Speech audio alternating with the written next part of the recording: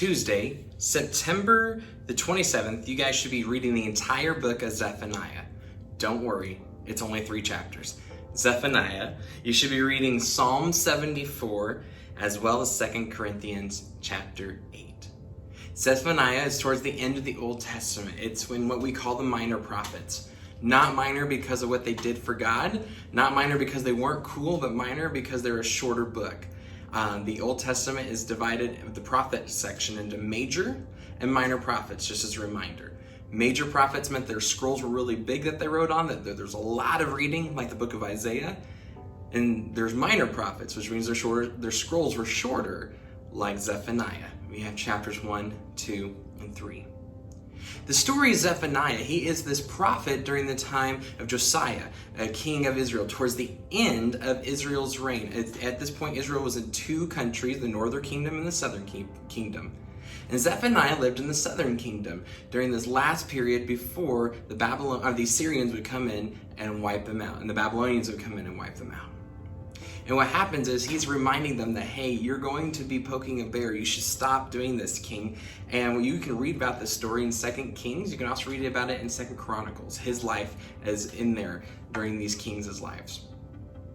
He's reminding them, though, Jerusalem leaders, all these people, hey, what you're doing is wrong. And we have the collection of these sermons. We have a collection of these poems in Zephaniah 1, 2, and 3.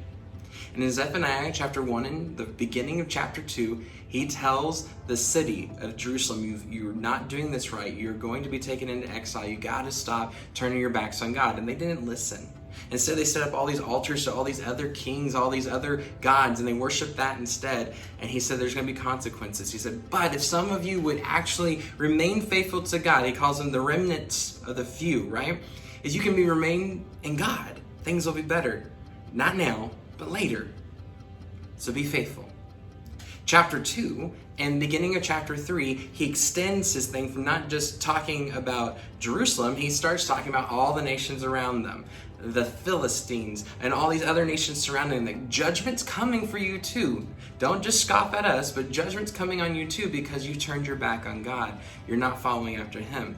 And the Israelites reading through this would have started giggling. They were like, ha, finally. And he reminds them, actually, I'm still not done with you, Israel. Jerusalem, you may have not listened very well, but all of Jerusalem's leaders, you are just as evil as the nations around you. And in chapter 2 and the beginning of 3, God says, I can't even tell the difference between you and the nations around you. That's some harsh language and words that God has. It's a harsh reality. He looks at them and says, I cannot tell the difference, Jerusalem's leaders who are supposed to be following me, between you and the world around you. That's how far away you've walked from me. But Zephaniah doesn't end there. Zephaniah instead actually gives chapter 3, the end of it, this beautiful analogy of hope. That God's going to restore everything again. It's all going to be amazing and wonderful in the end if you trust God. He's going to bring the remnants back. And that all nations on earth will be blessed just like he promised in Genesis. It's going to be great. It's going to be awesome. We just have to wait. The entire book of Zephaniah gives us beautiful picture of God's judgment and God's love.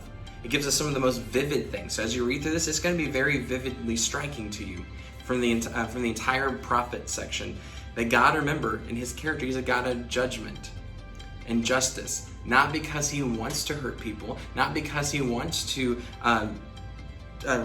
refine the world in fire. That's what it says in the book of Zephaniah. But his hope is to purify everything through judgment and justice. His justice is to protect his creation. We have, by sinning and having evil in the world, corrupted God's creation, and his justice and judgments to reshape it, to protect it, because he loves his creation. He loves you and I so much, he brings justice with it. But the justice is also the same on the same side of the coin. Not the same side of the coin, I'm sorry. If you flip the coin over, you see love, the love of God. Because he loves his creation, because he loves the world, there's justice, but he loves the world. And it ends with saying, all nations, come back to me. I'm going to revive you. I'm not going to put you through the fire to destroy you, but to revive you, to purify you, to give you a second chance. So, as you read through Zephaniah today, I hope that you read not only about the justice and judgment of God, but you are invited into a second chance with God. I don't know how you woke up today. You might have woke up lonely and isolated. You might have woke up thinking God has no plan and purpose for you, and it's just not true. God has so much he wants to do in and through you. And he is longing to call you back to him. He wants to do a mighty thing in your life, not for your benefit, but for his. He wants to remake you into his image.